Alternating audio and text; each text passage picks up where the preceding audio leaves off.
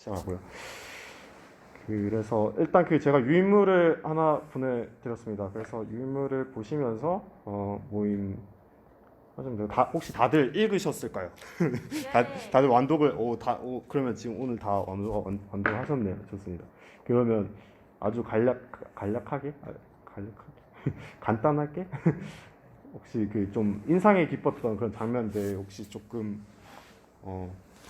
호영이부터 한번 인상이 깊었던 장면이라거나 아니면은 그런 것도 좀 있을 것 같아요. 사실은 그 전우사님이 저번 주에 너무 이야기를 많이 해줘가지고 오늘 거의 할 게 없는데 네, 전우사님께 설교를 듣고 또 이제 좀 고민을 많이 하셨을 것 같아요. 읽으면서. 그래서 그런 것도 같이 나눠줘도 좋을 것 같아요. 소영이부터 가능합니까? 저는 일단 사실 일단 모태신앙이었고 예. 어려서부터 이제 성경책을 많이 자연스럽게 접했고 전 그리고 뭐 설교 왔을 때도 이제 교역자분께서 많이 인용을 하시고 하니까 근데 그런 설교 말씀을 들을 때는 이렇게 구체적인 이런 말씀 같은 거는 안 다루고 되게 뭐라 해야 되지 뭐 사랑 뭐 이런 추상적인 그런 상징적인 것들 있잖아요. 그런 거 위주로 약간 감정적인 거라고 해야 되나? 그런 걸로 이제 설교를 많이 하시잖아요. 그래서 저는 사실 성경 안에서 내가 얻어갈 거는 약간 그런 게 다 전부다 이런 생각을 했어요. 그러니까 예를 들면 뭐 사실 뭐 그런 막 뭐 노아의 방주나 뭐 모세가 홍해를 갈랐고 뭐 그런 게 지금 뭐 유해로 발견이 된다거나 뭐 이런 거는 사실 별로 제 관심 속에 별로 없었고 사실 내가 이 세상을 살아가면서 내가 약간 가져야 할 마음가짐 그런 것들은 이제 전도사님이나 목사님이 설교하시는 그런 추상적인 그런 거로부터 온다 그렇게 생각을 했죠. 근데 이제 이런 웹툰을 읽으면서 생각보다 많은 사람들이 진지하게 그런 거에 대해서 고민을 하고 있고 생각보다 자세히 분류가 돼 있고 연구가 이루어졌다라는 거를 알 수가 있었어요. 그러니까 예를 들면 뭐 창조론에도 뭐 또 이렇게 세 가지 입장이 있고 또 그 세 가지 안에서 또 몇 가지 이렇게 나뉘고 네. 이런 것들에 대해서 어쩌면은 이런 것들을 알아가는 게 아까 원래 내가 기존에서 중요시했던 그런 뭐 덕목들이나 이런 것들을 좀 더 이해하는 데 좀 중요한 역할을 할 수도 있다라는 그런 생각이 들었어요. 네. 3주차 때 그 관점들을 이제 자기가 좀 생각을 했던 또 생각이 좀 바뀌어가는 그런 관점들을 좀 제가 표로 정리한 게 있어요. 그걸 좀 보고 같이 또 제가 질문을 또 드릴 겁니다. 어떤 입장이십니까? 이렇게. 그래서 나누는 시간 되었으면 좋겠고 또 그런 것 같아요. 이게 제가 막 이렇게 답을 정해드리는 그런 모임이 아니라 또 뭐 호영이도 말했지만 관점들이 사실 좀 여러 가지 있는 것 같아요. 자기가 또 살아왔던 어떤 뭐 환경들이라든지 또 그 자신만의 만난 인격적인 하나님이 각자 다르니까 사실 뭐 그런 점에서 좀 답을 내려주는 그런 것보다 오늘 거의 결론인데 답을 내려주는 것보다는 좀 관점을 이해하면서 좀 나누면서 그랬으면 좋겠습니다. 이게 또 그 관점이 또 건강한지 또 자기 딴에는 또 이제 좀 하면서 이거는 조금 내 신앙과는 좀 다르지만 조금 더 유연하게 생각할 수 있거나 아니면 조금 더 보수적으로 생각할 수 있거나 뭐 이런 식으로 가셔도 좋을 것 같습니다. 호영이 혹시 더 할 말이 없으시면 지목을 할 말이 있긴 한데 오케이 갑시다. 그러니까 예. 이거를 어제 다 읽었어요. 어제 어제 어제라도 뭐 다 봤는데 그러니까 처음부터 이렇게 쭉 보는데 이게 한 뭐 중간쯤 이후에 보다가 약간 이런 생각이 들었어요. 막 이렇게 수많은 관점들이 이렇게 나오고 막 그 설명이 이렇게 나오잖아요. 중간중간에 말풍선이지만 거의 막 뭔가 설명하는 것처럼 얘기를 하잖아요. 근데 약간 보다가 이런 생각이 드는 거예요. 그냥 이런 게 의미가 있나? 아직 그때는 약간 그냥 우리가 그냥 생각하는 대로 예를 들어서 뭐 어떤 신학자들이 뭐 생각하는 대로 그냥 생각한 거를 썼는데 그냥 의미가 있나? 약간 이런 생각이 들었어요. 그렇습니다. 이게 문제 제기만 하고 결론이 없어. 아니 뭐 문제 제기는 이제 제가 했고 이제 뭐 해결을 하고. 차차 알아가는 겁니까? 차차차. 제 지목 하면 되나요? 좋습니다. 전 대관이요. 저는 이거 읽어보고서 저 읽고 중간에 설명되어 있는 부분 뭐 약간 뭐 이론 같은 거 나오고 그런 거 해가지고 거기 부분만 해가지고 다시 읽어봤거든요. 그걸 읽어보고 나서 그러니까 들었던 생각이 두 가지가 있었는데 하나는 그 맨 마지막에 저기 수영이네 아빠가 이제 나중에 정리해주는 장면이 나오는데 거기서 그런 얘기를 해요. 성경책이 그러니까 창조에 대해서 얘기를 할 때 구조적으로 뭐 언제 뭘 만들었다 이런 걸 중점이 아니라 하나님이 어떤 분이시고, 그러니까 하나님 형상에 따라서 만든 사람이 우리가 무슨 존재인지, 그러니까 우리가 사람이 맡은 역할이 뭔지 약간 거기에 중점에 맞춰서 써져 있다, 약간 그런 얘기를 하는 거거든요. 커피 이야기하면서. 예. 그런 것도 약간 되게 인상 깊었었고, 그리고 보면서 그러니까 과학이랑 창조론 그런 거 얘기하는 거 말고도 약간 좀 신앙적인 거 그런 것도 좀 많이 봤어요. 그러니까 장면에 또 보면은 그 뭐냐 박사무엘 그러니까 원효의 그 친오빠 그쪽이 이제 사물. 그 뭐냐 세대주의 약간 그쪽으로 빠져가지고 보디식하게 뭐 정죄하고 그냥 뭐 너 예수 믿는 거 맞아 약간 좀 그런 장면이 나오는데 그런 거 보면서 저도 처음에 그 생각 들었거든요. 그러니까 진화론을 믿으면 이제 신앙인이 아니고 뭐 성경만 믿으면 이게 신앙인이다. 약간 저도 약간 그런 게 있었는데 이런 거 보면서 그러니까 이거 가지고서 신앙의 척도를 대면 안 된다. 저 그런 것도 좀 많이 봤던 것 같아요. 전 이렇게 두 가지 보고 좋습니다. 지목을 해주십시오. 영환이. 저는 일단은 이 내용적으로 보자면 이 남주가 연애를 너무 연애를 못한다. 저도 물론 이제 책으로 오솔. 배웠지만 뭐 이런 경험했지만 이게 너무 망망이도 하고 그런 거 아닌가 싶더라고요. 근데 이제 조금 깊이 보면 저도 호영이랑 좀 같은 생각을 했어요. 저도 그 과학적으로 증명하는 과연 의미가 있을까라는 생각을 했고, 그래서 그 이교영 질문을 조금 말하자면 좀 생각을 해봤는데 과학과 성경에 모순이 있냐고 물어보시잖아요. 그래서 그 질문이 어떻게 이해했냐면 성경을 이제 과학을 통해 무엇을 밝혀낼 수 있는지라고 생각을 했어요. 네. 그래서 이제 과학이 어떻게 발전됐냐고 생각해 보니까 그냥 자연에 대한 합리적인 그 이유를 밝혀내기 위해서 과학이 발전했잖아요. 그래서 근데 성경에 관한 이야기는 약간 자연보다 좀 더 초월적인 거, 그 자연을 누가 만들었는지에 대해서 얘기를 하니까 그냥 성경 안에 과학이 있다는 생각이 좀 들었어요. 성경을 해석하기 위해서 과학이 발전을 됐다? 만약에 성경이 진리라면. 근데 제가 이게 좀 걱정되는 게 제가 아직 그 신앙을 잘 몰라서 제가 하는 말이나 어휘들이 좋습니다. 상처가 될 수 있을까봐. 아닙니다. 좋습니다. 절대 상처 주는 의도는 네. 절대 없고요. 좋습니다. 오히려 좋아. 또 이런 걸 써줘야지. 오히려 좋습니다.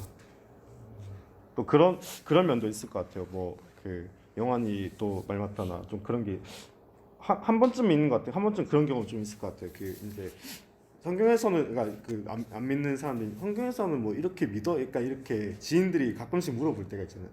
근데 뭔가 좀 잘 모르는 걸 물어보면 이렇게 하다가 이렇게 이런 식으로 대답을 해주는데 또 뭐 조금 뭐 나도 사실 자세하게는 아니지만 뭐 이런 관점들이 있어.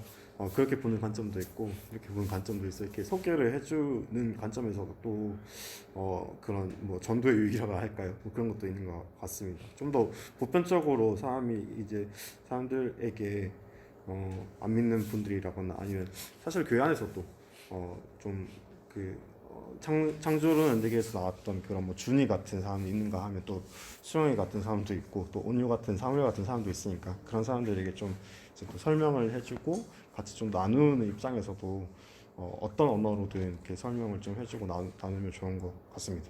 마지막.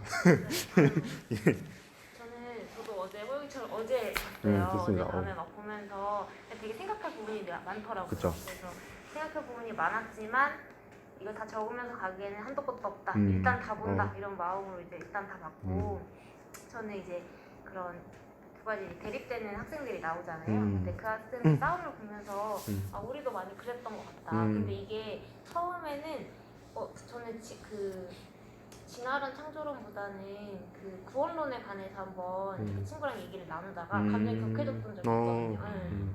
그래서 그것도 결국은 근데 친구랑 둘이 얘기를 하다가 결국은 아 이것은 어쨌든 론일 뿐이고 다 이론일 뿐이고 우리가 생각한 것들이고 우리가 결코 잊지 말아야 될 것은 하나님은 완전하시다.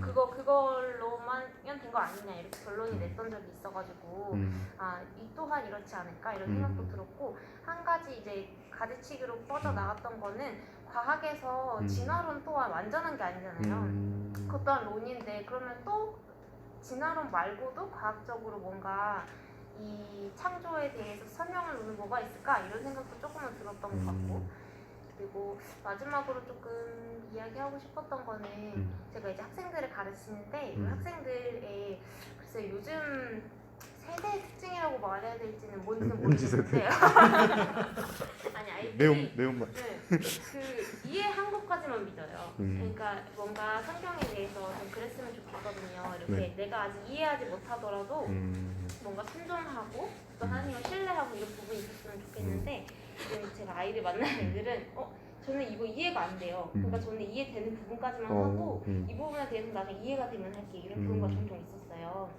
근데 그 또한 그러니까 이해도 좋고 연구도 좋지만 또 이게 대간이가 아까 얘기해 준 것처럼 그 안에 성경의 본질에 대해서 어느 때는 순종하고 그냥 믿음으로 나아가야 그 부분도 분명히 있지 않을까? 이런 생각이 조금 있어요. 물론 이 창조론 부분에 대해서는 그래서 그 이름 까먹었어. 온유랑 사무엘 사무엘처럼 극단적으로 이것이 맞다고 하는 것은 아니지만 전쟁이야. 전쟁이야 네. 네 그랬습니다. 아 좋습니다. 네. 그럼 그냥 마지막으로 제가 간단히 나누면 창조연대기 저 한 언제쯤 봤지? 한 2015년 그 처음에 저 연재될 당시에 이제 한화 이렇게 봤는데요. 사실 그런 것 같아요. 좀 볼 때마다 지금 거의 한 10회 정도 넘게 한 것 같은데 볼 때마다 좀 생각들이 좀 달라지는 것 같아요. 요번에 이 독서를 다시 준비하면서 좀 더 들춰봤는데 그렇더라고요. 그냥 언제는 한 인물에 대해서 좀 감정이입이 되더라고요. 근데 내가 뭔가 그 이런 나도 창조 신앙을 생각하는 뭔가 그 나도 연대가 있었다. 약간 이런 생각이 들었어요. 약간 처음은 뭔가 준이처럼 남자 주인공 준이처럼 이렇게 뭔가 창조과학에 매료된 시기도 있었고 또 언제는 뭐 사무엘이나 그런 그 온유들처럼 그 온유가 말한 그 입자 가속기 그쪽 연구실에 인턴도 해봤거든요. 그래서 뭔가 그런 좀 근본주의적인 입장을 아주 딱딱한 입장을 취할 때도 있었고요. 지금은 거의 수영이나 뭐 수영이 아버지 같은 느낌으로다가 네, 그런 식으로 입장을 좀 취하고 있습니다. 그래서 네, 여튼 그런 식으로 좀 생각이 좀 달라왔구나 싶고요. 네, 그렇습니다. 그래서 창조 연대기는 보면은 다시 한 번 더 그 뭐랄까 나의 창조에 대한 입장을 한 번 더 정리를 하면서 내가 이런 식으로 고민을 해왔지 하는 거를 조금 생각하게 하는 첫 신앙이라고 해야 될까? 그렇고요. 뭐 다른 책들도 좀 여러 가지 갈래 책들이 좀 있거든요. 예를 들어서 뭐 아담의 역사성이라든지 아니면 뭐 오늘 좀 많이 나눌 것 같은데 뭐 그 고대 근동 문서설이라든지 뭐 이런 식으로 좀 갈래가 있는데 그런 갈래도 혹시나 뭐 다들 좀 궁금해지시면은 제가 책을 한 권씩 추천을 해드리겠습니다. 그런 독서 모임을 하다가 갑자기 엄청 이건 너무 이해가 안 되는데 하는 게 있으면 알려주시면 제가 그쪽 책들을 몇 가지 조금 알고 있어서 추천을 해드리고 유튜브로도 요새 되게 잘 나와요. 특히 뭐 잘잘 뽑아도 사실 그 김학철 목사님이 또 창조냐 진짜냐 그 이렇게 게 있는데 그것도 나올 만큼 요새 참 메이저해진 것 같아요. 예전에는 진짜 참 너무 꼰대 같나 라떼는 라떼는 이런 게 없어서 이렇게 한다고 하면 그 교회에서 쟤 진화론 믿어 이렇게 이런 적도 한 많아서 좀 곤욕스러웠던 적도 있고 뭐 이유에 나눌지 모르겠지만 뭔가 그 목사와 싸운 적도 있고 공부를 안 하시더라고요.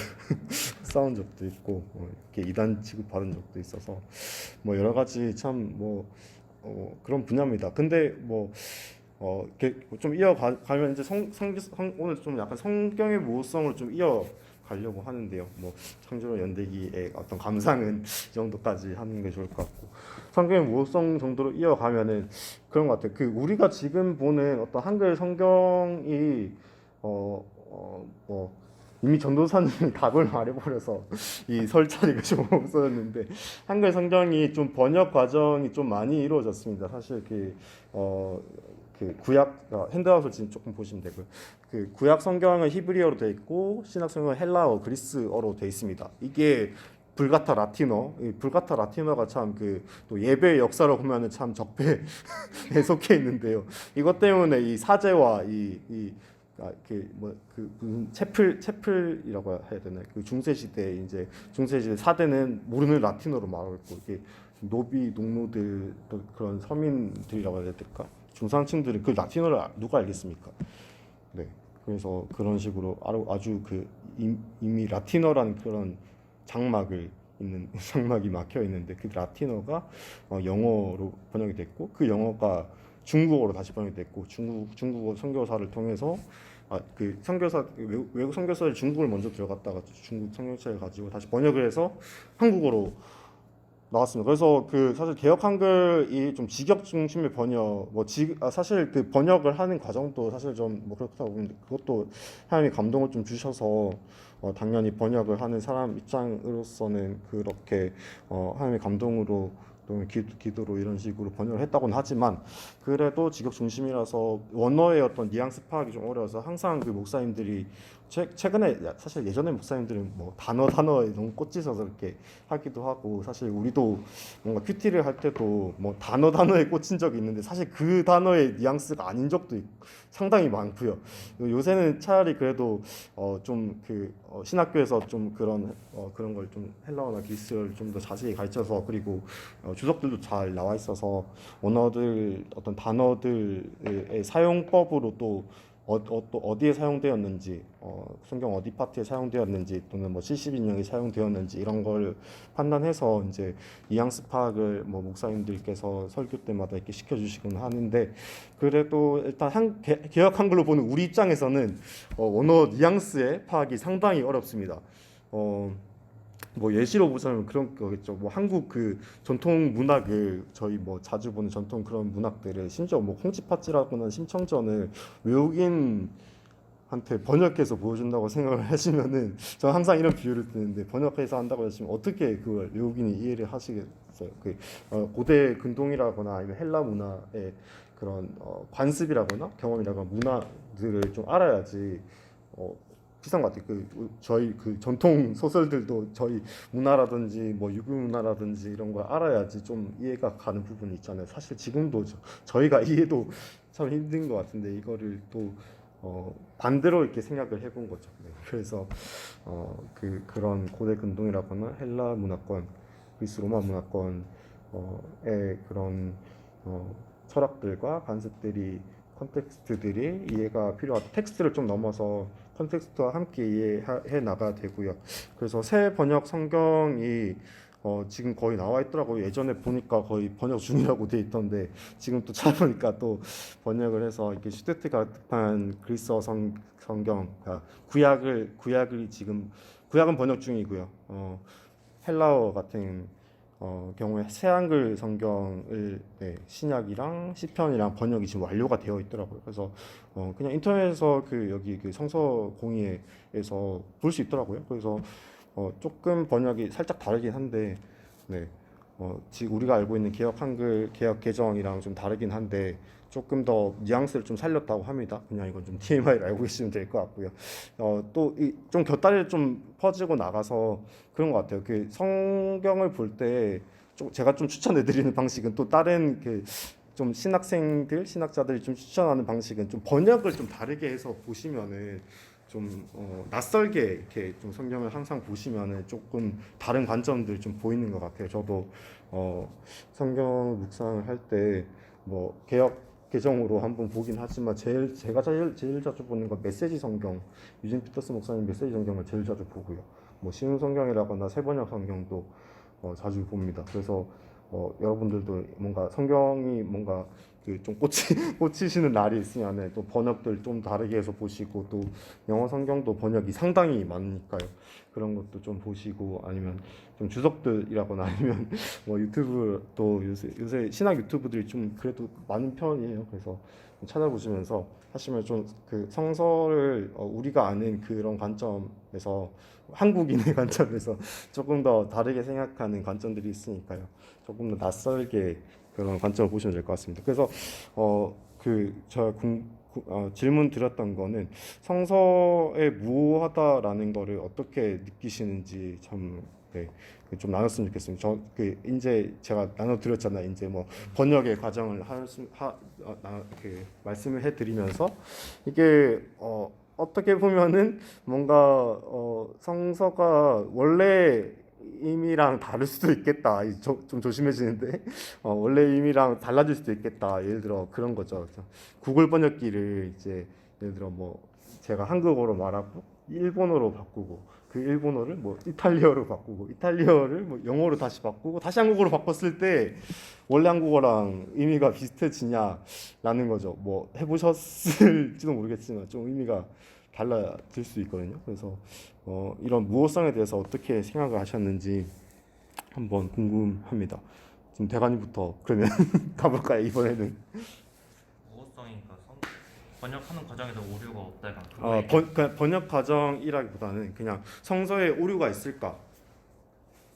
라는 관점입니다. 오류가 있어. 뭐 무호성이라고 하기도 하고 무류성이라고 하기도 하고 약간 그 또 뉘앙스가 좀 다른데 네. 오차가 있나? 네. 네, 저는 뭐지? 성경 속에서 사건들은 일단 실제로 있다고 일단 믿거든요.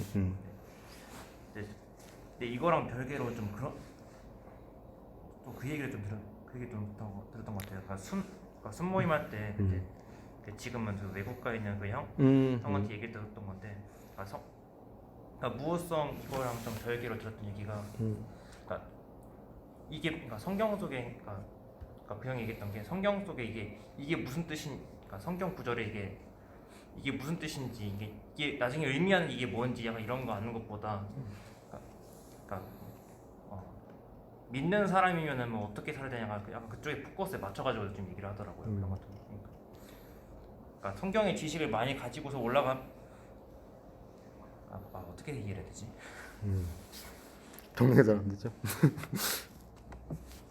그러니까 약간 좀 이것도 약간 성경에 대한 지식 같은 거 그런 거 얘기하는 것 같은데, 그러니까 내가 성경을 얼마나 많이 알고서 가는 것보다, 그러니까 성경에 써져 있는 대로 얼마나 그러니까 지키려고 노력했는가 좀 그거를 판단. 뭐라고 해야지? 뇌정지였는데.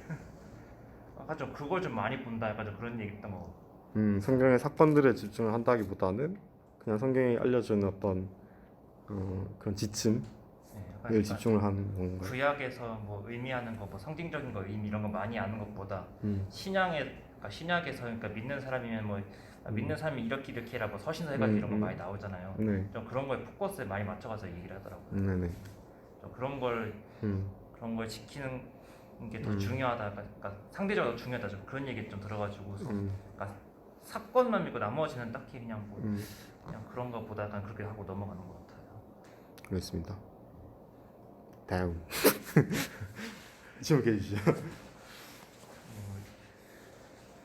어떻게 돌아갈까? 그냥 뭐 시키고 싶은 사람.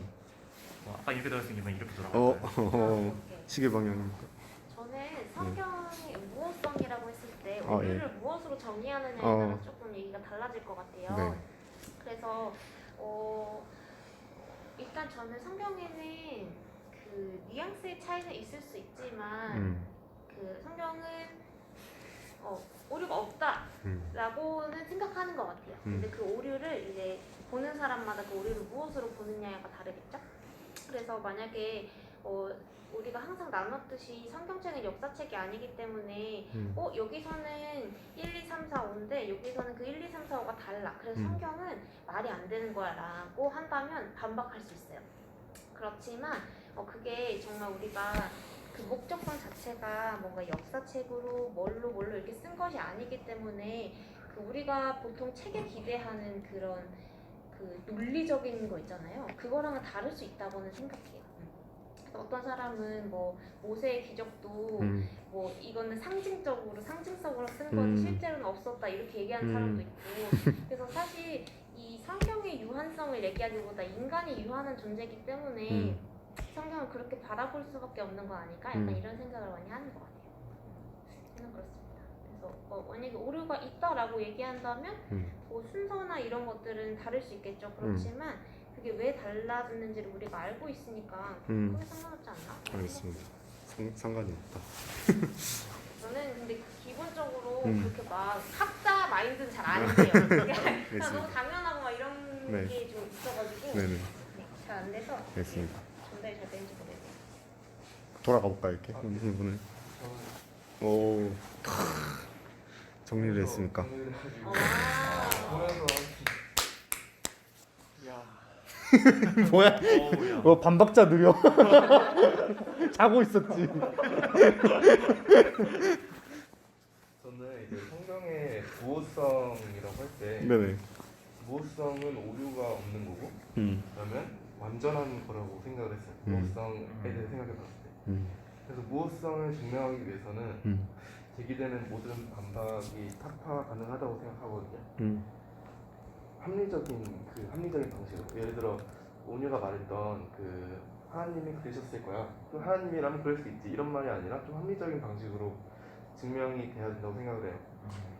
그래서 근데 이거 하면서 제 생각도 엄청 많이 바뀌었는데 저는 지금 제 얘기하는 거 반박해 주셨으면 좋겠습니다. 편하게 얘기하세요. 네, 질문해 주시면 감사하겠습니다. 저는 되게 회의주의자거든요. 회의주의자고 그리고 허무주의자입니다. 그러니까 이제 능동적 허무주의자를 하려고 노력하고 있는데 근데 이 창조랑 연대기를 읽고 성경의 보호성에 대해서 생각하면서 조금 그 진리라는 게 있을 수도 있겠다라는 생각이 들었어요. 왜냐면 성경을 어떤 책으로 바라봤냐면 그 진리를 해석하는 책으로 바라봤어요. 진리를 이런 게 진리고 그러면 어떻게 살아가야 된다 이렇게 생각했어요. 그리고 그리스도교의 교리를 찾아보니까 크게 두 가지더라고요. 구원하고 이제 그리고 하나 그 착한 일 하는 거. 네, 선행하는 거. 그래서 그 구원을 받고 네, 그거를 이제 착한 일을 하면서 하나님의 은총을 받는다 이런 게 교리라고 생각했는데 성화 아닌가요? 아가페 네. 사랑. 네. 그래서 그럼 진리라는 거는 바뀌지 말아야 되는데 왜 성경의 해석에 대한 왜 이렇게 많이 바뀔까 생각을 했어요. 근데 저희가 과학에서도 이런 게 있잖아요. 패러다임 시프트라고 옛날에는 과학 그 지구가 되게 평평했다고 믿어서 과학에 대한 이론이 거기에서 되게 쌓아져 갔는데 지금은 저희가 지구가 평평하지 않고 둥글다는 거 알잖아요. 그러니까 그거를 기반해서 이제 이론을 상정하고 이렇게 하게 되는데 그러면 과학에도 패러다임이 있는데 과학은 자연 법칙을 기본으로 한 거고 해석은 역사에 따라 바뀔 수 있는 거는 저희가 깔고 하고요. 그런데도 자연 법칙은 존재를 하잖아요. 그리고 자연 법칙 불변이면 만약 자연 법칙과 진리를 같은 거라고 상정하면 진리도 있겠다라는 생각이 들더라고요. 그런 적이 있겠다. 근데 성경은 저는 오류가 있다고 생각해요. 왜냐하면 성경은 인간이 만든 거고 거기에는 진리에는 해석이기 때문에 오류는 어쩔 수 없이 있다고 생각을 해요. 오류는 있을 것 같다. 좋습니다. 지금 보는 관점, 그러니까 지금 뭐 과학을 이해하는 관점이라든지 네. 그런 관점에서 오류라는 거죠. 네, 해석은 오류가 있으니까. 근데 성경에서 오류가 있다 하면은 자, 너무 자연스럽게. 오류가 뭐를 의미하는 거예요? 그건 또 정의하는 사람의 스미노 말처럼 이렇게 정의하는 사람의 관점인 것 같네요. 예를 들면 뭐가 있는데 오류가 있다는 게 뭐 오늘 뭐 뒤에 할 얘기지만 뭐 그러니까 과학적인 오류가 될 수도 있죠. 뭐 예를 들어서 뭐 그 모세의 그 홍해 사건을 보면서 어떻게 바다가 반으로 갈라질 수 있냐. 바다 뭐 그런 식으로 한 사람이 그렇게 관심 가진 사람은 그렇게 없겠지만 홍해 진짜 막 홍해 뭔가 그 해류를 이제 분석을 해서 반으로 갈라졌을 수도 있을 뭐 흔적을 찾는다 뭐 이런 사람이 있는가 하면은 아니면 그냥 그런 것이 그냥 역사적 그러니까 많은 맥락이 있는 것 같아요. 역사적으로 뭔가 실제적으로는 일이 이렇게 일어나는데 성경에서는 일이 이렇게 기록이 되어 있네라는 점도 있고요. 뭐 그렇죠. 아까 그 뭐지 아까 무호성 그 얘기하면서 사람 해석에 따라서 뭐 진리는 변하지 않는데 사람 해석에 따라서 이게 달라질 수 있다고 얘기했었는데 책에서 보면 또 그 얘기가 있어요. 그러니까 일단 기본 베이스가 신앙에 대한 기본 베이스가 깔려 있긴 한데 기본 베이스가 하나님은 완전하고 사람은 불완전하다 이거를 베이스를 깔고 들어가는 건데 성경책도 아까 얘기했듯이 기본적으로 사람이 쓴 거기도 하고 해석한 사람도 결국 사람인데 사람은 불완전하잖아. 근데 그래서 여기서 하는 얘기가 사람이 불완전하기 때문에 해석해도 어차피 틀릴 수 있다. 그 인정하고 들어가더라고. 할 수가 있다. 네. 그거에 대해서 확실히 맞다고 생각해요. 소희가 나눠주면 오류에 대해서 아까 이야기를 하고. 근데 저는 사실 아까도 말씀드렸다시피 그러니까 성경 말씀을 제가 이렇게 분류하는 기준이 두 가지가 있어요. 그러니까 아까도 말씀드렸지만 꽤나 구체적인 거, 구체적인 사실 위주의 그러니까 그게 그러니까 팩트인지 아닌지를 떠나서 그런 사건 위주의 그런 말씀이랑 그런 사건들과는 별개로 이제 우리한테 전달하려는 메시지 저는 이런 걸로 항상 보거든요. 그리고 제가 당연히 좀 더 초점을 주는 거는 이거라고 생각해요. 애초부터 저도 애초에 이런 것들을 팩트 체크하는 거에 있어서 의심을 가지긴 했는데 결국에 제가 내린 결론은 이런 게 그러니까 의미가 있다 이런 생각을 많이 했고 중요한 것은 앞으로 그러니까 어쨌든 나는 뭐 진리라는 게 아까 나왔는데 저는 이미 진리가 뭔지 알고 있고 그 진리를 믿는 사람으로서 더 중요한 것은 앞으로 내가 그 진리에 맞춰서 어떻게 더 행동할 것인가라는 게 나한테 더 의미가 있는 것 같고 그런 것들을 위해서라면 이런 것들에 대한 팩트 체크보다는 오히려 이런 메시지나 이런 것들을 마음속에 좀 더 잘 새기고 살아가는 게 좀 의미가 있지 않나 싶어서 사실 무호성이라는 걸 어떻게 받아들이고 있냐 나 물어봤을 때 저는 사실 별 생각이 안 들었어요. 그러니까 사실 애초에 그거에 대한 뚜렷한 나의 관점도 없고 해가지고 그래서 좀 알아가려고 왔습니다. 알겠습니다.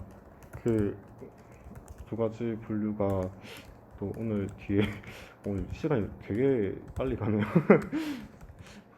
네. 근데 뒤에 아까 또 진리를 네. 아신다고 하셨는데 진리가 어떤 건지. 그러니까 저는 이제 좋네요. 저는 진리를 어떻게 뭐라고 믿고 있냐면 저번에 순모임 때도 말씀드렸는데 그 이제 진리는 뭐냐면 예수님이 우리의 죄를 대신해서 십자가 못 박혀 그러니까 죽으시고 그거를 믿음으로써 우리는 영생을 그러니까 우리는 구원이 될 수 있다라는 거를 부활 어디가? 부활이요? 죽기만 죽고 부활은 어디가? 부활하시고 막 네. 그냥 죽었어. 아무튼 그거를 믿고 우리가 구원이 된다는 네. 걸 저는 진리라고 믿고 있거든요. 좋습니다. 그런가요, 그냥? 알겠습니다. 좋습니다. 오늘 참 좋은 말씀을 많이 해주셨는데 뒤에 아마 이어서 좀 더 이야기를 할 것 같아요. 그래서 좀 제가 그냥 제가 생각하는 무호성을 좀 정리를 해봤는데 우리는 성서무를 교리적으로 사실 믿고 있어요. 그 교리에 보면은 우리가 성서를 믿는 어떤 관점들이 나오는데 그 이미 전도사님이 했습니다. 그 디모데후서 3장 15절을 이거 강연을 제가 적고 나서 자, 그 말씀을 듣고 정리 아닙니다. 자, 읽어드리겠습니다. 또 어려서부터 성경을 알았나니 성경은 능히 너로 하여금 그리스도 예수 안에 있는 믿음으로 말미암아 구원에 이르는 지혜가 있게 하느니라. 아까 진리에 대해서 이렇게 말씀해 주셨는데 그런 관점인 것 같아요. 하나님의 뒤에 더 읽어드릴게요. 모든 성경은 하나님의 감동으로 된 것으로 교훈과 책망과 바르게 함과 의로 교육하기에 유익하니 라고 되어 있습니다. 의로 교육하기에 유익하니 가 돼 있고 그래서 일단은 단 두 가지 관점인 것 같아요. 일단은 이 하나님의 감동이라는 이 관점이 테오 푸니마토스라고 합니다. 전선생님 말한 것처럼 이 성령 하나님의 감동으로 되어 있는 것이고 이는 나중에 루아흐라는 하나님의 숨결로 이어집니다. 푸니마토스가 숨결이라는 의미도 함께 내재하고 있어서 이 하나님의 숨결로 지어진 거고 우리는 어떤 오류가 있음에도 성서에 오류가 있음에도 그런 팩트가 되겠죠.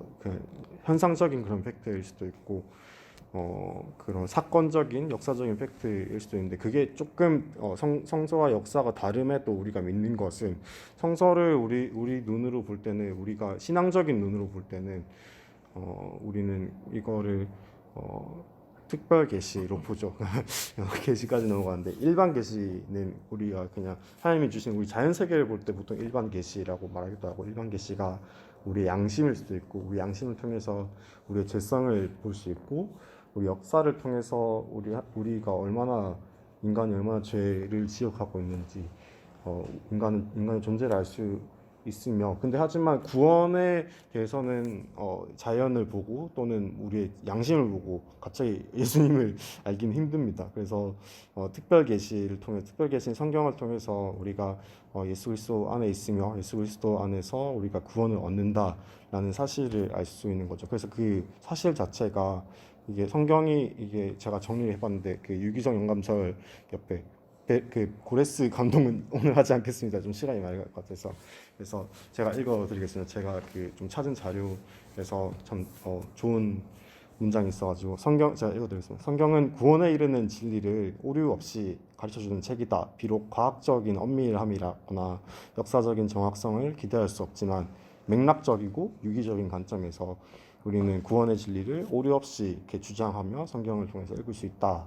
라고 되어 있습니다. 그래서 구원에 이르는 어떤 진리적인 입장에서 봤을 때 아까 말씀해주셨던 구원에 이르는 진리적인 입장에서 봤을 때 우리는 다른 어떤 엄밀함보다는 맥락적이고 유기적인 관점에서 구원에 이르는 진리를 알 수 있다는 거고요.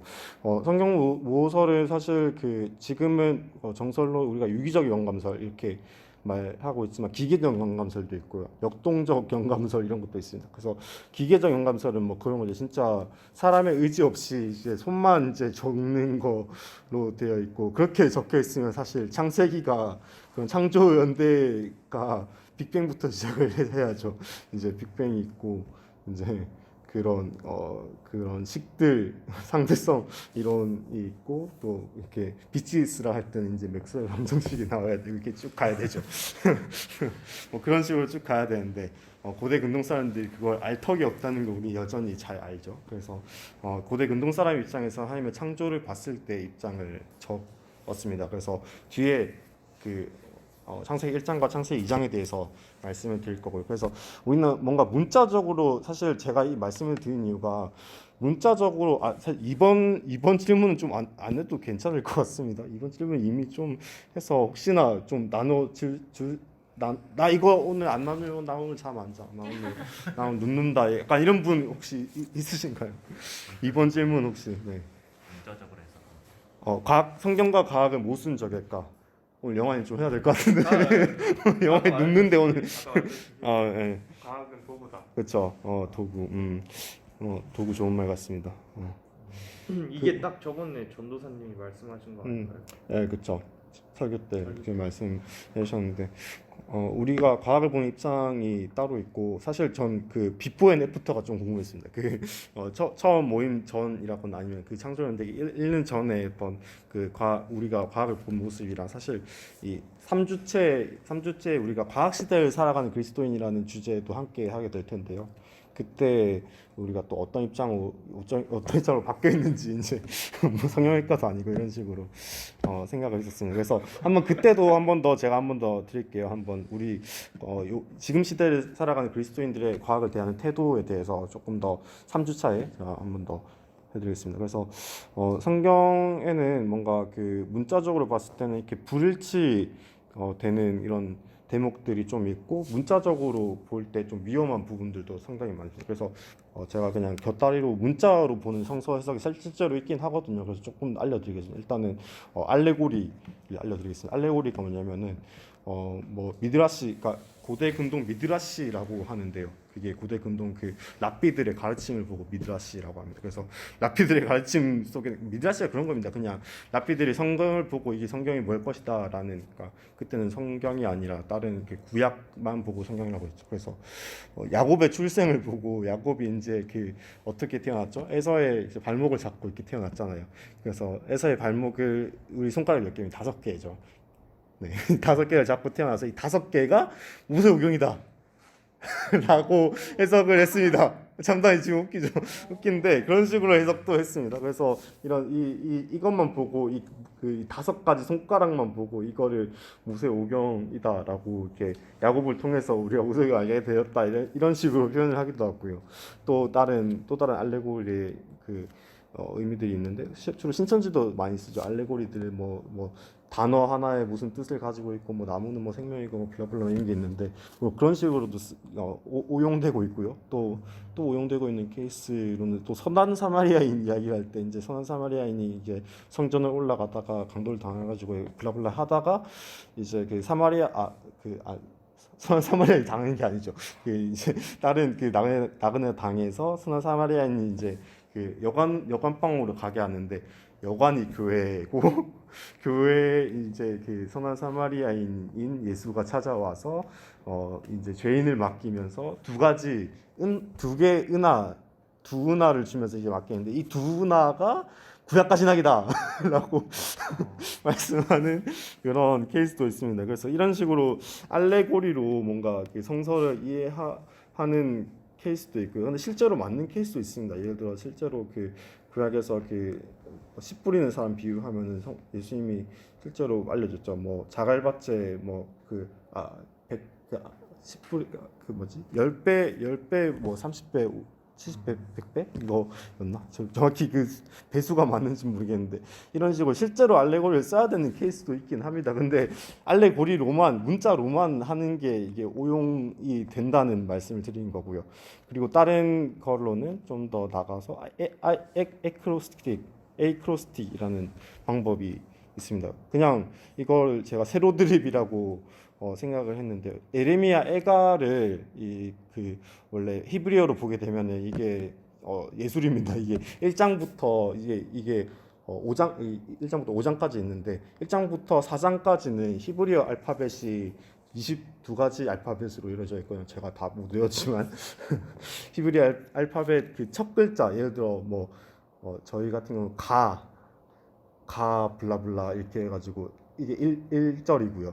2절은 나 블라블라 이거 하까지 가는 거예요. 이런 식으로 가고 1장부터 1, 2, 4장은 이제 22절로 다 이루어져 있음을 확인할 수 있고요. 3장은 3절씩 갑니다. 3절씩 가고 또 4절부터 또 나 이렇게 가고 이런 식으로 실제 이런 에이크로스틱이라는 방법을 통해서 어떤 그 예레미야 그 선지자가 이제 성전을 이뤘을 때 애통하는 마음을 이제 표현할 수 있고요.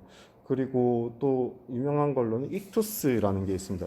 제가 이 헬라어로 적은 거가 물고기 아니에요? 오, 맞습니다. 물고기 익투스는 물고기인데요. 실제로 이렇게 보면 이렇게 물고기처럼 생긴 게 있는데 익투스가 이오스, 크시, 델타 보시면 그냥 이거 보시면 됩니다. 델타 또 또 E 그리고 이 시그마 이렇게 이루어져 있는데 읽어드리면 예수스 크리스토스 테우 히오스 소테르 이렇게 되는데 예수 그리스도 하나님의 살아계신 하나님의 아들이라고 이투스라고 해서 그 로마 시대 때 박해를 받는 사람들이 이제 자기가 그리스도인이라는 걸 알리기 위해서 이 물고기 문양을 통해서 자기가 그리스도인 그렇죠 카타콤에서 이제 이투스라는 걸 그 물고기로 이제 예수 그리스도는 하나님의 살아있는 아들이다라는 표현을 통해서 이런 식으로 익투스라는 말 자체는 물고기지만 이제 그 안에는 이제 에이크로스틱을 통해서 이제 삼행시처럼 이제 하는 거죠. 그래서 이런 에이크로스틱이라는 게 실제 성서를 해석할 때도 필요하고요. 성서 그 시대의 사람들도 많이 이용했던 기법입니다. 뭐 지금도 세로 드립은 뭐 저 세로부터 글 보는데 항상 이상한 파격적인 글이 있으면 그렇고요. 또 다른 거는 게마트리아라는 방법이 있습니다. 게마트리아는 주로 우리가 제일 아는 거는 666이 있고요. 666이 사실 네로 황제를 뜻하는 거라서 요한계시록은 그런 요한계시록 문자적으로 많이 봐서 이렇게 오용이 되고 또 창세기도 문자적으로 봐서 좀 오용이 되고 있는데 그런 666도 사실 그런 의미가 아니라 그 네로 황제를 탄압에 있던 그 참고 있었던 그 사람들에 대한 그런 묵시로적인 관점이고요. 그 18이라는 게 있는데 18은 이 차이라는데 이게 생명이라고 합니다. 그래서 중요한 게 나올 때 18로 갑니다. 그래서 문자적으로만 성경을 보면은 제가 그 오해 소지가 높다는 관점에서 이 세 가지 문자로 보는 성경 해석의 종류에 대해서 좀 소개를 해드렸고요. 그래서 그 이런 그 성서 자체의 어떤 사건들을 실제로 일어났던 일이 다 일치주의로 가는 게 조금은 위험할 수 있습니다. 뭐 우리 신앙에 대해서는 괜찮을 수 있는데 성서와 어떤 그 과학이라거나 모순이라는 입장에서는 아까 다들 나눴던 것처럼 우리가 뭐 과학이라든지 수학도 사실 우리가 어떤 진리를 탐구하는 도구일 뿐이고요. 하나님이 어떻게 그냥 과학을 아시겠습니까? 그냥 하나님의 섭리 아래, 그 인도하심 아래 사실 있는 게 그 안에 우리 존재가 있고 우리가 그것을 과학이라든지 아니면 다른 뭐 문학을 통해서 하나님의 진리를 알아가는 방법이 될 것 같습니다. 제가 그 대학 1학년 때 수학 교수님 계셨거든요. 근데 그분이 이제 종교랑 이제 동양 종교 뭐 이런 그냥 모든 거 종교에 대해 관심이 많으신 분이었고 그리고 그 교수님이 이제 말씀하신 게 그 처음에 말씀으로 이렇게 천지를 창조하셨잖아요. 세상을 창조하셨잖아요. 그리고 우리가 흔히 이런 말을 하잖아요. 수학이란 게 자연의 언어다. 그렇죠. 이 만물의 그 자연 법칙들은 전부 다 수학이라는 언어로 되어 있다. 기술할 수 있죠. 그래서 뭐 하나님이 처음에 애초에 말씀 그러니까 언어로 창조를 하셨으니까 언어가 수학이야. 언어가 수학이다. 약간 이런 말씀을 하셨는데 이런 수학부에 가득 찼네. 그래서 이런 거를 딱 처음 들었을 때 네. 이런 거는 어떻게 받아들여야 하나 이런 고민을 좀 많이 했던 것 같아요. 그냥 우스갯소리로 그런 것도 있죠. 하나님은 오른손잡이다라는 말도 물리학과에서 좀 합니다. 그냥 이렇게 지구가 이렇게 돌고 태양도 이렇게 돌고 전자 스핀도 이렇게 돌고 오른손잡이다 하는 말 우스갯소리로 하게 매듭도 됩니다. 이렇게 하고 네. 여튼 뭐 이게 하여튼 수민은 잘 모르시겠지만 이 오른손 법칙이죠. 플레밍의 오른손 법칙? 플레밍의 왼손 법칙. 법칙이고 오른손 법칙은 뭘까요? 이게 저희 F는 빌 아니에요? 다 까먹었다. 과학 시간이요. 유도 전류 뭐 중요한 게 아닙니다. 많아요. 네. 이게 저의 한계입니다. 그래서 문자적으로 성경을 봤을 때 요미라는 개념이 있는데 요미 뜻하는 거는 하루라는 개념입니다. 그래서 사실 당시 고대 근동인이 봤을 때 하루가 시작되는 거는 밤이 시작된 6시로 알고 있는데 6시부터 이 끝까지 와서 해를 기준으로 가고 있는데 사실 요미라는 것도 인간의 입장에서 그냥 24시간을 정의한 거고 사실 보면은 그냥 지구가 한 바퀴 도는 시간을 의미하는 건데 이게 또 하나님 입장에서는 그런 말 있죠. 하루가 천년 같고 천년이 하루 같다라는 그 서신서에 있는데, 그래서 중요한 건 우리의 기준으로서 뭔가 판단하고 우리의 과학으로서 판단하는 것 자체가 진리로 갈 수 있는 방법에 오히려 장애물이 될 수도 있다는 점인 것 같습니다. 그래서 조금 더 문자적인 의미에서 달을 보면요, 이것도 제가 달을 미리 준비를 했었는데 또 달 이야기를 전도사님이 하셔가지고 한 3가지 정도 견해가 있는데, 진짜 광명체 2개를 그때 창세기 1장에 보시면 광명체 2개를 만드셨다 해서 주로 해와 달로 알고 있는데, 이 달이 광명체가 아니라는 점이고, 뭐 여러 가지 관점이 있습니다. 또 물층이 물층이 원래 있었는데 물층이 홍수를 일으켰다, 이런 주장도 있고요. 그래서 뭐 여러 가지 주장인데, 달로만 보면은 달이 이제 광명체가 맞았다가 광명체가 진짜 맞다라는 입장이 있고, 실제 그냥 성서를 문자적으로 봐서 이게 달이 광명체가 맞다, 믿지 않겠다, 반사체라는 걸 믿지 않겠다라는 관점이 있고, 두 번째는 광명체가 맞았는데 이 인간이 죄 때문에 타락을 해서 광명체가 아니게 되고 반사하는 그런 게 됐다라는 입장도 있고요. 세 번째는 광명체는 반사체도 포함한다는 점에서 맞다라는 게 있습니다. 그래서 이 틈새의 신이라는 개념이 뉴턴에서 살짝 나오는데, 인간이 지금까지 아는 지식으로, 지금까지 아는 뭔가 관습으로, 패러다임이 좋은 건데, 패러다임으로 여기까지만 우리의 이론과 우리의 어떤 관점이 설명할 수 있어 해가지고, 다른 부분들은 이거는 잘 모르니까 이걸 하나님이 하셨다라는 부분으로만 하게 되면은, 이게 다른 패러다임이 딱 나오게 돼서 그 일을 설명할 수 있게 되면은 하나님이 일이었던 게 갑자기 빠져나가 버리게 되죠. 하나님이 어디 갔지? 돌려주세요, 하나님. 돼버리는 거죠. 그래서 틈새의 신을 만들면은 이게 그러니까 우리의 과학으로 설명할 수 없다고 해서 이걸 하나님이 하셨다라는 관점으로 또 보게 되면은 이거 자체도 오류가 될 수 있다는 점에서 어떤 이런 역설을 웹툰에서도 말하고 있고, 틈새의 신은 자주 말합니다. 이게 틈새의 신을 주로 이 지적 설계론 쪽에서 좀 많이 주장을 하시거든요. 그래서 두 가지 관점을 얘기드렸습니다. 그래서 근본주의적인 어떤 문자주의적인 축자 영감설적인 관점에서 봤을 때 위험함, 그리고 우리의 관점으로 우리의 관점을 창조를 봤을 때 조금 이런 틈새의 신, 이런 논중 오류를 통해서도 위험할 수도 있고, 다른 논중의 오류로 위험할 수도 있습니다. 그래서 이제 성서 안에 불일치되는 대목을 좀 가지고 이야기를 하려고 하는데, 혹시 어떤 관점이신가요? 공간복음의 사실 사건 순서가 조금씩 다르다는 순서 알고 계십니까? 그리고 열왕기랑 역대기도 같은 왕들이 나오긴 하지만 뭔가 관점이 달라요. 그래서 성서 안에서 불일치되는 대목을 봤을 때 이것도 뭔가 무신론자들이 공격을 하거든요. 이거 봐라, 자기들도 틀리죠? 이러면서 아무것도 못하죠? 이러면서 이렇게 불일치되는 거 오히려 막 정리해둔 그런 도큐멘테이션도 많아요. 그래서 그런 걸 가지고 이렇게 실제로도 저 교양할 때 뭔가 그런 걸 가지고 와서 이제 막 하시더라고요. 그래서 어떤 입장이신가요? 혹시 사실 예수님 부활하실 때도 목격자들이 다릅니다. 부활은 아주 중요한 사건인데 목격자들도 아주 다르고, 뭐 그런 관점을 봤을 때 혹시 어떤 느낌이셨나요? 성서가 틀린 걸까요?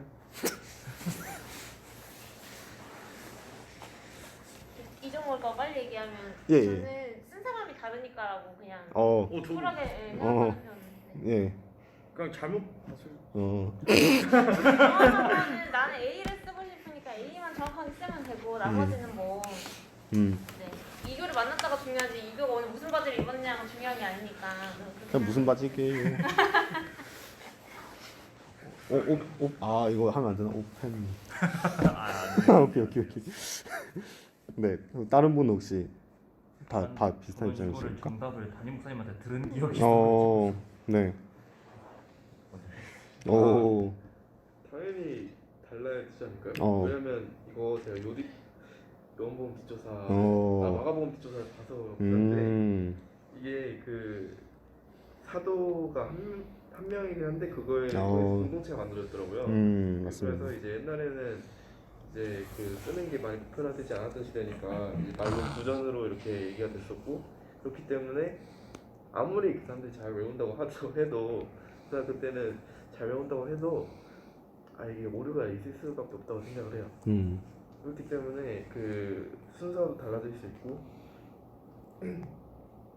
근데 이걸 오류라고 보지 않나요, 보통? 그쵸. 그런 식으로 보죠. 아까 전에 말씀드린 것처럼 이제 순서가 다르고 네. 성서 안에서 같은 이야기를 하는데도 이제 서로 말이 다른 거에 있어서. 근데 제가 잘 몰라서 그런데 순서가 다른데 어떤 순서가 달라요? 예를 들어서 사실 그런 것도 있어요. 한번 자세히 보세요. 그 마가복음, 마태복음, 누가복음을 보면요, 예수님이 시험 당하시는 장면이 나와요.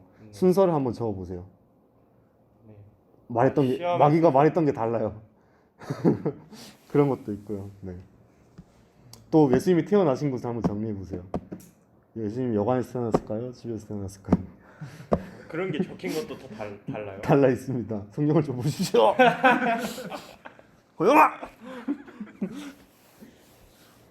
그러니까 제가 들은 건 이거였거든요. 네. 그러니까 아까 그러니까 대표적으로 그러니까 질문 적어주신 거 봐서 예를 들어서 열왕기상, 역대기상 이렇게 나누는 것도 있고, 공관복음에서 마망두고 똑같은데 요한복음만 다르다 이렇게 있었는데, 그러니까 제가 들은 건 그거였어요. 열왕기상하는 이제 제사장이 썼기 때문에 제사가 한 드린 거에 완전히 맞춰져 가지고서 제사를 회복시켰다. 그 왕은 좋은 왕, 뭐 그거 아니다 그러면 좀 나쁜 왕 이렇게 얘기했던 거고. 그렇죠.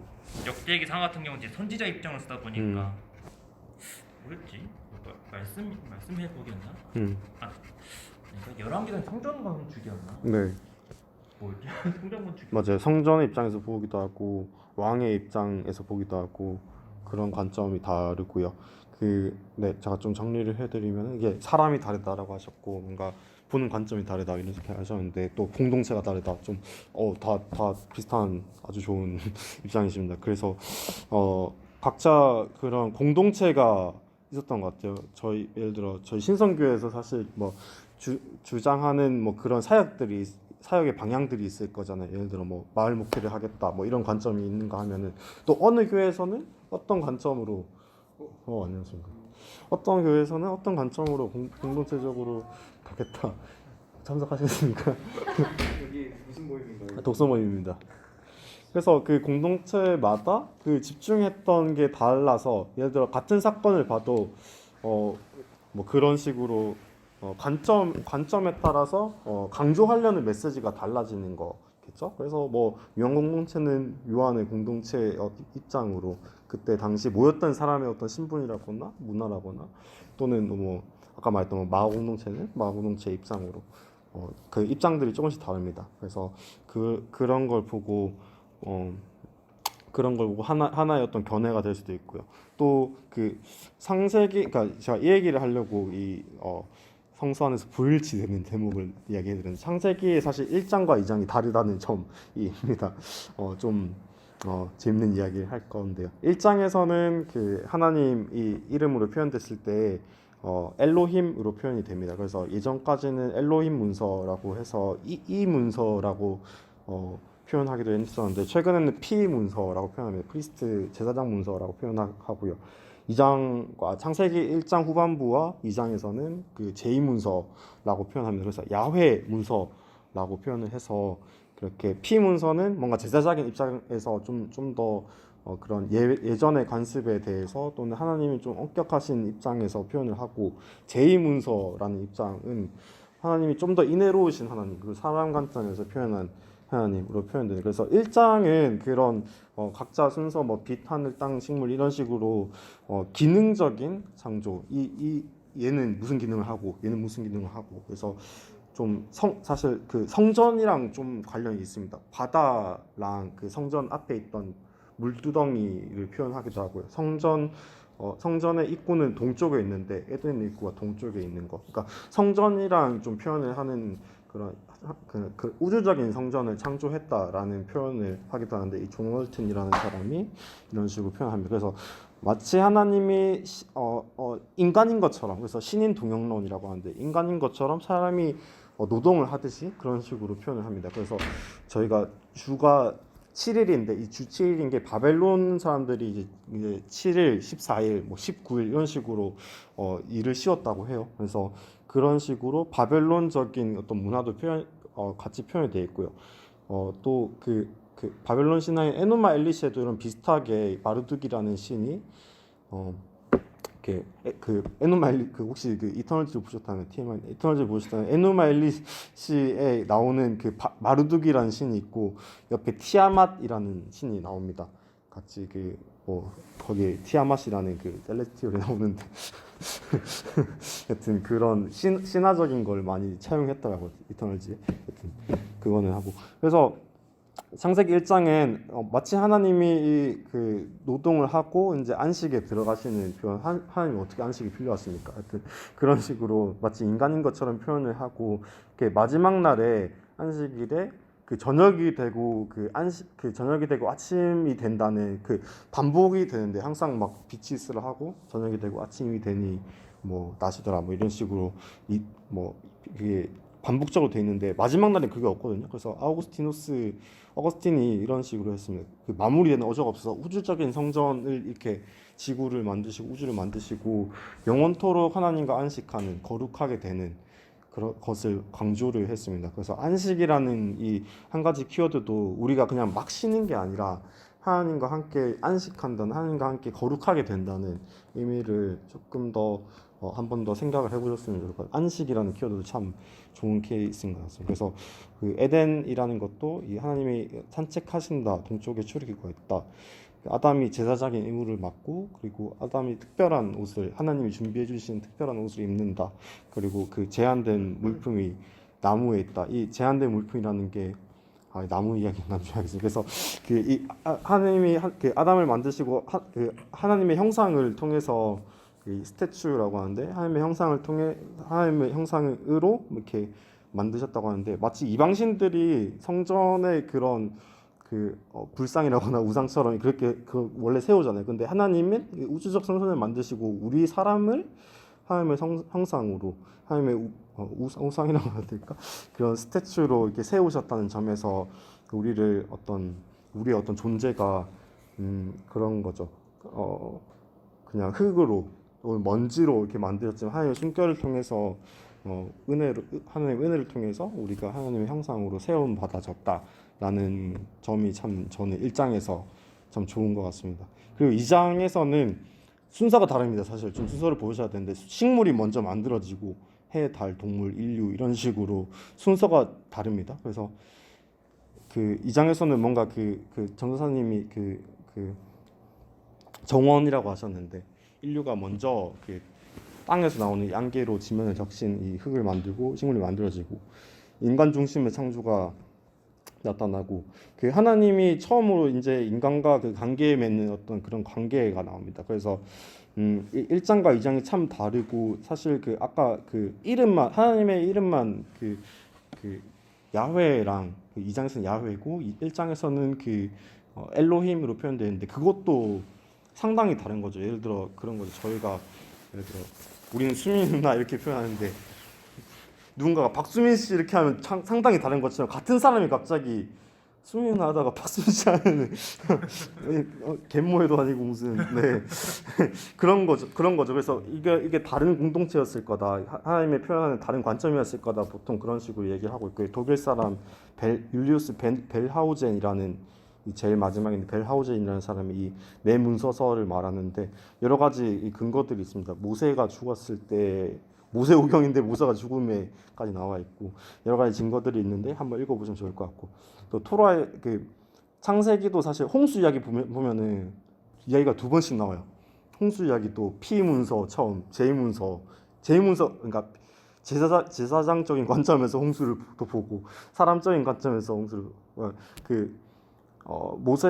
노아가 두 번 이제 세를 보내잖아요. 까마귀는 P 문서고 비둘기는 J 문서입니다. 이게 이런 식으로 보시면 재밌는데 저희가 찾기는 힘들긴 해서 제가 관심이 더 생기시면 더 자료를 드리겠습니다. 하여튼 이런 두 가지 세계의 이야기가 같은 이야기가 반복되고 이게 이스라엘 공동체적인 입장인데 제2 문서는 하나님이 인간적으로 이렇게 표현했다고 계속 말씀드렸고 이스라엘 보통 남부의 입장, 남부 공동체로 봅니다. 그리고 보통 JDPE라고 하는데요. J 문서가 야훼 문서고 D가 디트로노미 예언자 문서. 그래서 D 문서 같은 경우에는 이런 사회법들, 그 백성들의 삶의 문제에 집중을 하고 하나님의 거룩성을 확장하는 데 많이 집중을 했다고 합니다. 그리고 P 문서는 하나님이 엄격하시고 아까 말씀드렸듯이 이런 제사의 형식, 예전의 형식에 대해서 집중을 한 문서라고 하고, E가 엘로힘 문서라고 하고, 이스라엘 보통 북이스라엘 쪽 그쪽 공동체로 보고 있어요. 그래서 하나님을 인간적으로 표현하지 않고 하지만 우상 숭배를 배격하는 이런 엘리야 시대 때 어떤 그런 선지자의 입장을 담고 있습니다. 그래서 그 다른 바벨론 신화가 이게 좀 엄격한 게 다른 그 종교 혼합에 대해 좀 대항하는 문서라고 합니다. 그래서 이 모세오경을 볼 때 이 네 가지의 관점으로 좀 따로따로 떼어내서 보는 게 좋은데 이게 저도 사실 힘들거든요. 그래서 다른 신학 그 구약학 박사 또는 그 토라 쪽 박사님 쪽 그 팟캐스트를 저도 참 많이 듣고 있고요. 기회가 된다면은 관심이 생기신다면은 소개시켜드리겠습니다. 그래서 이런 관점을 좀 나눠봤는데 창세기도 사실 좀 여러 가지 관점이 있다라는, 창조 이야기도 여러 가지 관점이 있다는, 그때 전도사님이 멀티버스 이렇게 얘기하셨는데 베레시트를 보고 정관사 없다고 너무 나가는데 예, 이런 점에서 이런 멀티버스적인 베라우젠 시대 때는 그 다중우주 이런 게 없었는데 멀티버스적인 창조의 이야기를 표현할 수 있고 그런 거겠죠. 그 각자 하나님의 창조에 대해 생각했던 어떤 간증이라고 해야 될까요? 신앙 고백이라고 하는 관점에서 좀 봐주셨으면 좋을 것 같습니다. 그래서 칼빈의 창세기 주석에 보면요 그런 이야기가 나온다고 해요. 천문학을 공부하려거든 또는 과학을 공부하려거든으로 바꿀 수 있을 것 같은데 성경을 덮어라라고 나옵니다. 그래서 그 성경을 이제 뭔가 과학책으로 읽지 말자고 하면은 믿지 않는다. 그러니까 제가 말씀드린 우리가 그 창조가 이런 관점에서는 뭔가 과학이 맞다는 그게 기저에 깔리고 이 과학으로 성경을 해석해 보겠다라는 관점인 것 같거든요. 그래서 이 성경책을 과학을 보자고 하면 좀 오류가 좀 있고요. 그래서 그런 거죠. 아까 창조가 기저에는 과학이 맞다라는 기저가 깔려 있듯이 만약 우리가 만난 하나님도 우리가 경험한 하나님도 과학으로 증명해야만 진짜일까라는 좀 질문을 혼자 해보셨으면 합니다. 당연히 아니겠죠. 과학으로 증명된 하나님이면 그걸 왜 믿습니까? 그냥 과학을 믿지. 그래서 이 성경적이라는 말이 혹시 어떤 의미로 다가오시는지가 마지막에 좀 나눌 사안인 것 같습니다. 우리가 성경적이라고 할 때 혹시 어떻게 다가오십니까? 아까 전에는 과학적인 게 성경적이라고 하는 사람들도 있고요. 네.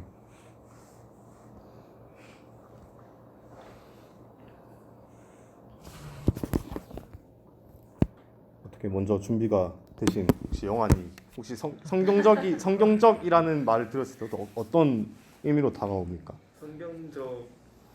성경적이라는 단어가 되게 생소하더라고요. 예.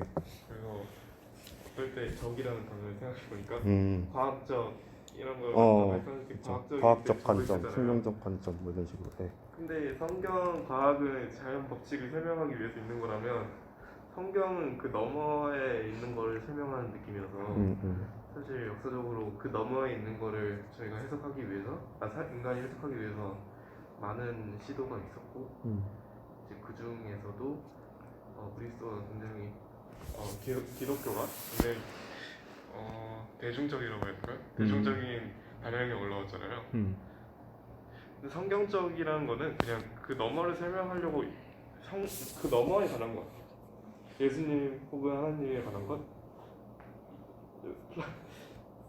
이렇게 좀 말하기 그런데 이데아에 관한 것. 알겠습니다. 그래서 성경적 아래에 과학적이 있지 않을까.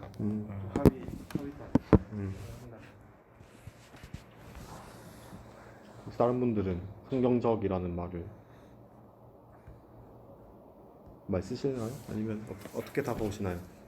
성경적. 성경적이다 하면 이제 네. 담임 목사님 이제 담임 목사님이 아니라 목사님들 많이 얘기하시거든요. 아, 그쵸. 네.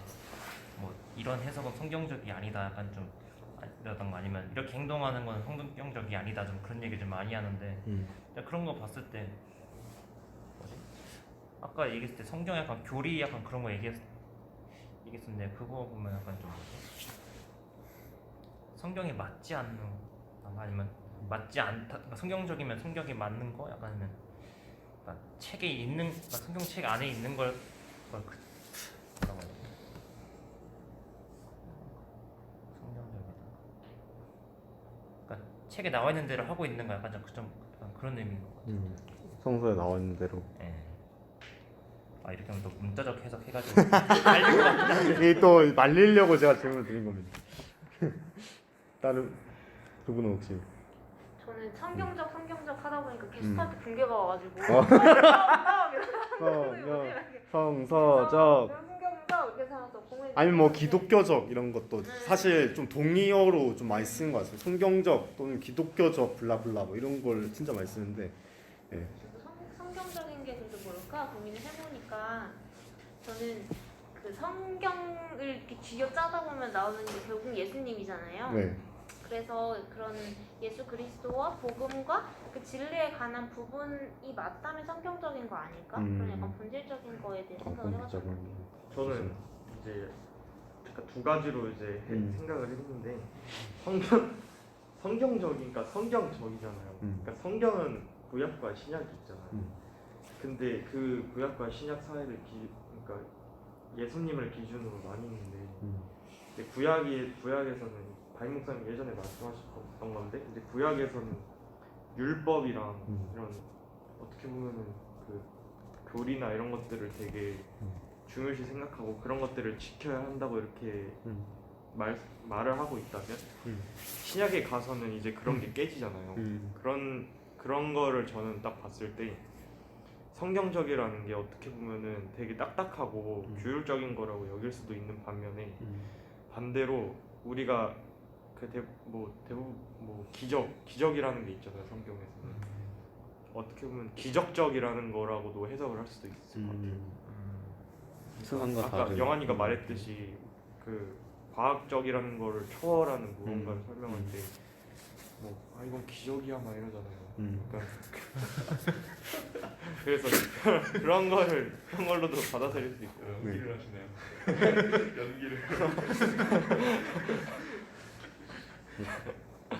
뭐 세상과 다른, 세상 기준과 다른 뭐 이런 식으로 좀 보는 것 같습니다. 저는 그냥 뭐 그런 이건 뭐 제가 맞다는 건 아닌데요. 그냥 저는 그렇게 다가옵니다. 그냥 누군가 저 사실 질문을 드리면서 유튜브에 성경적이라고 쳐봤어요.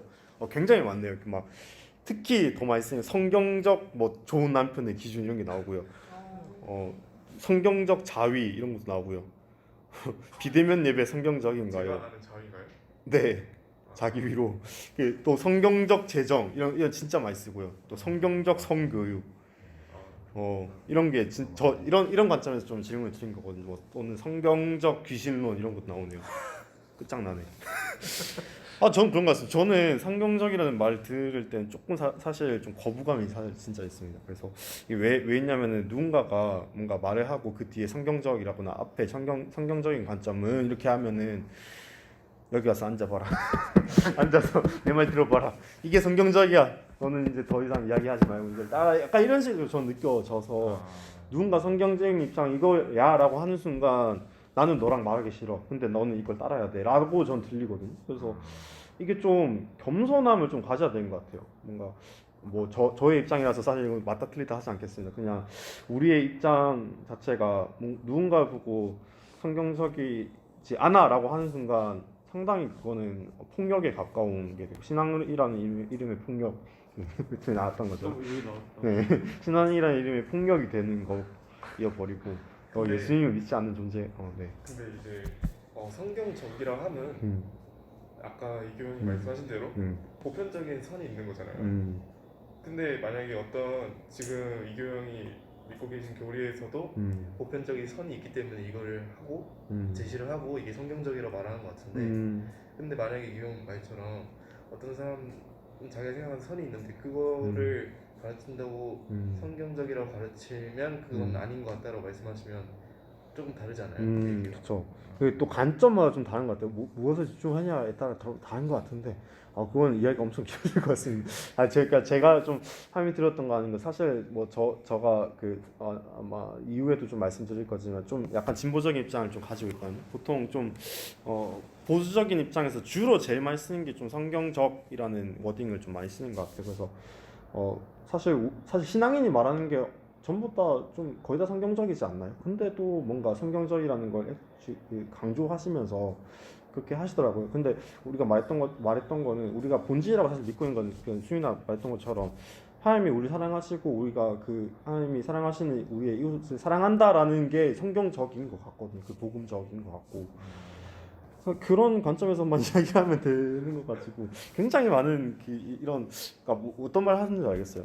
그런 보편적인 선을 저는 그런 거라고 생각을 하거든요. 보편적인 진리가 그런 거라고 생각을 하는데 글쎄요 어떻게 생각하실지는 모르겠습니다. 그래서 여러 가지 관점이 있는데 그런 제가 말씀드리고자 하는 거는 뭔가 폭력적인 어떤 우리의 신앙을 성찰할 필요성도 있고요. 또 남들의 의견을 조금 더 이 사람이 어떤 관점에서 말하고 있을까라는 점에서 조금 더 생각해볼 관점이 있는 것 같습니다. 그래서 좀 마무리를 하자면요, 좀 길어졌네요. 마무리하자면 갈릴레오가 그런 말을 했다고 합니다. 갈릴레오가 이게 성경이라는 책은 우리가 하늘이 어떻게 돌아가고 있는지 얘가 어떻게 맥스 이렇게 하고 이게 돌아가는지 문제가 아니라 왜 우리가 하늘로 돌아가는지 알려주는 책이다. 하늘이 어떻게 돌아가는지가 아니라 왜 돌아가는지, 하늘 어떻게 돌아가야 되는지 알려주는 책이다라고 나왔어요. 그래서 이게 성경을 볼 때 우리가 how가 중요한 게 아니라 why 그리고 who가 중요하다 뭐 이런 식으로 표현할 수도 있는 것 같고 또 아까 사실 좀 호영이가 좀 얘기해 줬는데 성경을 볼 때 성경마다 좀 장르가 좀 달라요. 그래서 장르마다 어떤 관점으로 그걸 봐야 되냐. 욥기를 볼 때랑 사실 그런 요한계시록 볼 때랑 조금 비슷한 부분도 있고 좀 다른 부분도 있잖아요. 그래서 그런 식으로 아니면 뭐 시편을 볼 때랑 또 계시록을 볼 때랑 상당히 다르잖아요. 그런 점에서 성경의 장르를 좀 이해하는 거 그리고 그 장르 속에서 이 사람들이 어떤 문화 속에서 어떤 걸 이야기하려고 하는지 그 큐티 모임 때처럼 이제 첫 구독자 첫 독자 입장으로 그 시대 사람의 입장으로 한번 이해를 하고 우리의 시대상에서 한번 이걸 어떻게 생각할 것인가 이런 식으로 좀 생각을 하는 게 좀 건강한 게 아닐까 저는 그런 식으로 생각했습니다. 상당히 길어졌는데 제가 기도하고 마치면